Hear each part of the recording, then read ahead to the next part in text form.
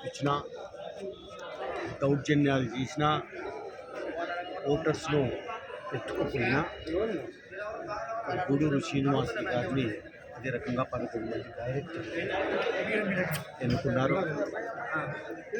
ఇది ఈరోజు చూడండి, ప్రమాణ స్వీకారానికి అధికారులను ఆహ్వానిస్తే వాళ్ళను కూడా బెదిరించారు ఈ యొక్క వైఎస్ఆర్ కాంగ్రెస్ పార్టీ. ఏంటి దౌర్జన్యాలు? 5 సంవత్సరాల నుంచి మీరు భూ కబ్జాలు చేసుకుని 1000 ఎకరాలు మీరు మరి కబ్జా చేసుకొని కూర్చుని, అదే రకంగా ఇసుక దందా చేసి 1000 కోట్లు సంపాదించుకుంది. ఇవే కాదు మీరు చేసినటువంటి నిర్వాకం ఈ 5 సంవత్సరాలలో. చివరకు ప్రజాస్వామికబద్ధంగా ఎన్నిక కాబడినటువంటి ఈ యొక్క ఉభయ జిల్లాలకు సంబంధించిన ఈ సొసైటీ ఏదైతే ఉందో, సహకార సంఘానికి శ్రీనివాసులను పెద్ద ఎత్తున పెద్ద మెజార్టీతో గెలిపించారు. సిగ్గు రాదా?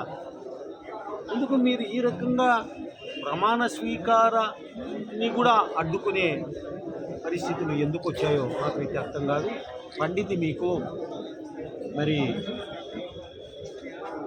ముందు మనము అనుకుంటున్నట్టుగా వినాశకాలే, విపరీత బుద్ధి ఈరోజు మీ నాశనానికి ఇవన్నీ అనేక రకాలుగా.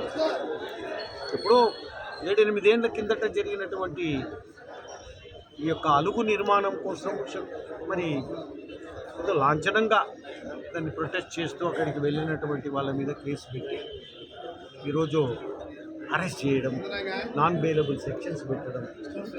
ఎక్కడికి పోతున్నారు మీరు? ఏంటి మీరు ఏమనుకుంటున్నారు? మీరేదో అనుకుంటున్నారు, ఒక దీంట్లో పగటి కళలుగా అంటున్నారు మీరు. ప్రజలు మళ్ళీ తిరిగి అధికారంలోకి తీసుకొస్తే ఇట్లాంటి చేస్తే అధికారంలోకి వస్తారని ఫినిష్ అయిపోయినారు. మీరు ఎదురు చూస్తున్నారు ప్రజలు కూడా. ఎవరైనా మద్యం కూడా పనికిమాలిన మద్యం, అంతా మురికి నీళ్ళల్లో యాదో రంగు నీళ్ళు కలిపి సన్నాసి మద్యమాన్ని అమ్మినా కూడా ఈరోజు ప్రజలు ఓర్చుకున్నారు 5 సంవత్సరాలు. ఇదే కాదు, విద్యుత్ ఛార్జీలు పెంచారు. ఇదే కాదు, ఆన్లైన్ రాజకీయాలు ఎన్నెన్నో చేసుకుంటూ వచ్చారు మీరు. గ్రామాలలో మీ దౌర్జన్యాలు పోలీసుల చేతుల్లో పెట్టుకొని చివరకు స్టేషన్లలోనే బాంబులు చుట్టి ఆ బాంబులు తీసుకొచ్చి పెట్టి తప్పుడు కేసులు పెట్టి అరెస్ట్ చేసి హరాస్మెంట్ చేసినటువంటి మీరు ఒప్పుకోవడం లేదు. జనము తొందరలోనే బుద్ధి చెప్తారు. ఎన్నికలు కూడా పెద్దగా దూరం లేవు. ఒక 2-3 నెలలలో ఎన్నికల కాంతి కూడా అయిపోతుంది. మీరు దిగిపోవాల్సిందే. మీరు ఏదైతే వివేక హత్య కేసుతో మొదలైనటువంటి మీ రాజకీయం, అది మరి మీ కుటుంబ సభ్యుల చేతుల్లోనే మీరు పతనం. ఎవడో కూడా అవసరం లేదు. మీ కుటుంబ సభ్యులే మిమ్మల్ని రాజకీయంగా భూస్థాపితం చేస్తారు అని నా అభిప్రాయం. ఎవరో పెద్ద పెద్ద శక్తులు అవసరమే లేదు మీ పతనానికి. ఓకే, ఈరోజు మీరు చూస్తున్నారు, ఎక్కడ చూసినా ఎవరిని అడిగినా ఒకవైపున ఉద్యోగస్తులు, ఇంకొక వైపున మరి గ్రామీణులు, రైతులు, అనేక ఇబ్బందులు.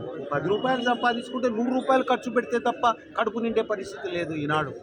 అందుకే దగ్గరకు వచ్చింది మీకు కాలం, చెల్లిపోబోతూ ఉంది. ఖచ్చితంగా రాజకీయంగా మీకు ప్రజలే సమాధి కట్టబోతున్నారు తొందరలో ఈ ఎన్నికల్లో అని చెప్పి తెలియజేస్తా ఉన్నారు.